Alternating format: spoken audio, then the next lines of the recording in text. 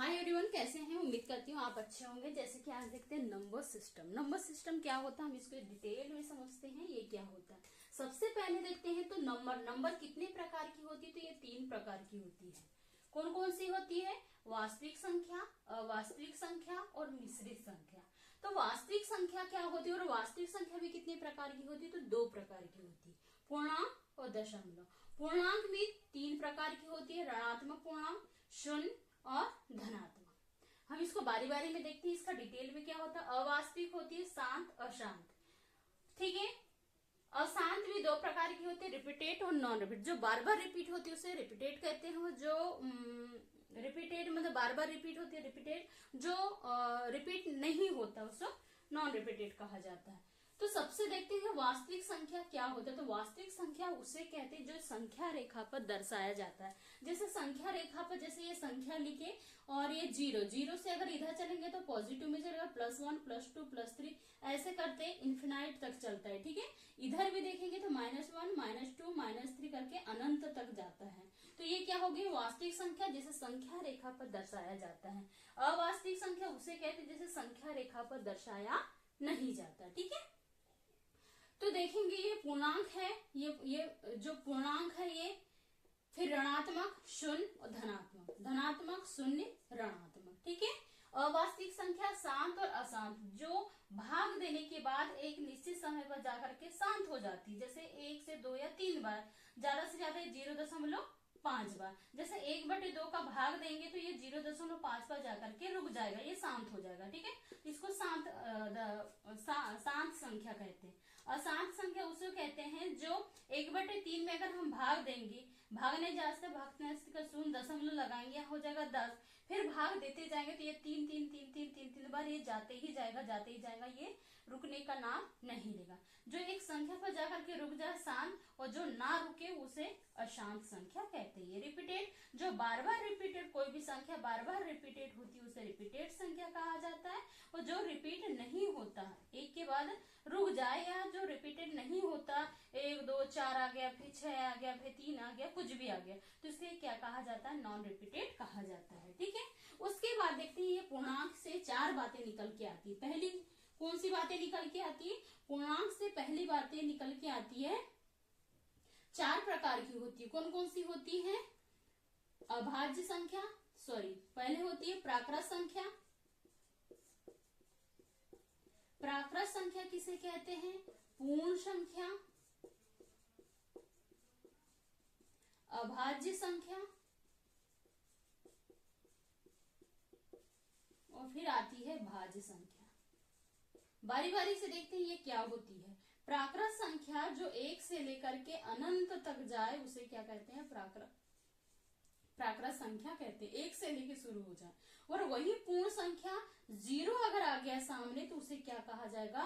पूर्ण संख्या कहा जाता है। ये पॉजिटिव में जाएगा, ठीक है, ये प्लस में जाएगा। ठीक है। अगर 0 आ गया तो उसे पूर्ण संख्या कहा जाएगा, और अगर 1 से शुरुआत होता तो उसे प्राकृत संख्या कहा जाता है। भाज्य संख्या, अभाज्य संख्या एकमात्र ऐसी संख्या है जो ओनली है 2।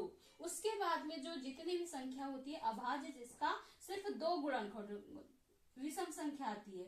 ठीक है। इसके सिर्फ 2 ही गुणनखंड किए जा सकते हैं। एक संख्या स्वयं से और एक से और फिर एक स्वयं संख्या से। ऐसे कम से कम 2 गुणनखंड हो उसे अभाज्य संख्या कहा जाता है।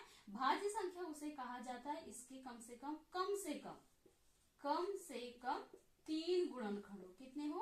कम से कम 3 गुणनखंड, या 3 से ज्यादा भी गुणनखंड निकल के आ जाते हैं। जैसे फॉर एग्जांपल 6 लिए तो 6 के कौन कौन से गुणनखंड होंगे? 1 होगा, 2 होगा, 3 होगा, उसके बाद क्या होगा? स्वयं संख्या 6 होगी। उसी प्रकार अगर हम 12 को देखेंगे तो इसका 1 होगा, 2 होगा, 3 भी होगा, 6 भी होगा, और 4 भी होगा, और स्वयं संख्या कितनी हो जाएगी?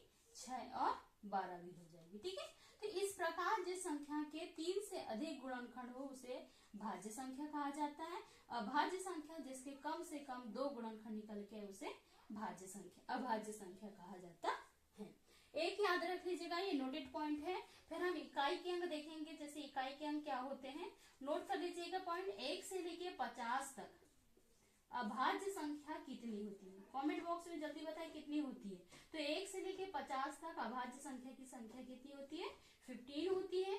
अगर 51 से लेकर के 100 तक अगर अभाज्य संख्या की कितनी होती है, तो ये कितनी होती है?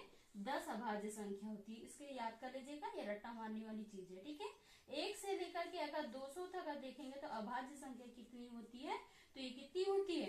1 से लेके 200 तक अभाज्य संख्या कितनी होती है?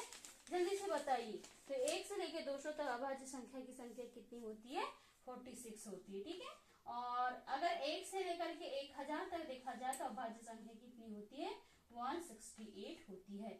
ये रट्टा मारने वाली चीज है, इसे नोट कर लीजिए और इसे याद रखिए, बिल्कुल भी ना भूलिए, ठीक है। फिर हम देखते हैं कि इकाई अंक क्या होता है। जैसे 12 गुणा 13, अगर हम इसका गुणा करेंगे तो कि 13 दूनी 26 की 6 हासिल कर दो, 13 और 2 15, है ना। एक ठीक है, 156 होता है। 12 गुणा 13 करेंगे तो 156, जिसमें इकाई का अंक क्या होगा? तो जिसमें इकाई का अंक क्या होगा? 6 होगा।